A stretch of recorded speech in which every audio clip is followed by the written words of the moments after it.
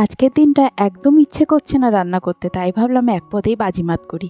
একটা কড়াইয়ে মুগ আর মুসুর ডাল ভিজিয়ে রেখেছিলাম আধ ঘন্টার জন্য, সেটা নিলাম পেঁয়াজ, রসুন, টমেটো, কাঁচা লঙ্কা এবং ঝুরি করে কেটে রাখা আলু ভাজা, একটু তেল, তারপরে এটা আধ ঘন্টার জন্য ঢেকে রাখলাম। আধ ঘন্টা পর এতে নুন এবং হলুদ পরিমাণ মতো দিয়ে 1 গ্লাস জল দিয়ে একটু নেড়ে চেড়ে একদম লো ফ্লেমে রেখে দিলাম 15 মিনিটের জন্য। 15 মিনিট পর দেখলাম সবগুলো খুব ভালো করে সেদ্ধ হয়ে গেছে, তাই জন্য সেটাকে অন্য পাত্রে রেখে সেই কড়াইয়ের মধ্যে একটু তেল দিয়ে তার মধ্যে শুকনো লঙ্কা এবং রসুন দিলাম, তার মধ্যে দিলাম 5 ফোড়ন, এরপর সেদ্ধ করে রাখা ডিম ওর উপর দিয়ে দিলাম একটুখানি পনির, তারপরে খুব ভালো করে ওটাকে ভেজে দিয়ে দিলাম কাশ্মীরি লাল মির্চ, তারপরে দিয়ে দিলাম সেই ডালটা।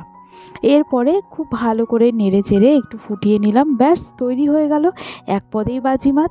এরপর গরম ভাতে পরিবেশন করো, আহা সে কি স্বাদ! একবার ট্রাই করে দেখবে নাকি?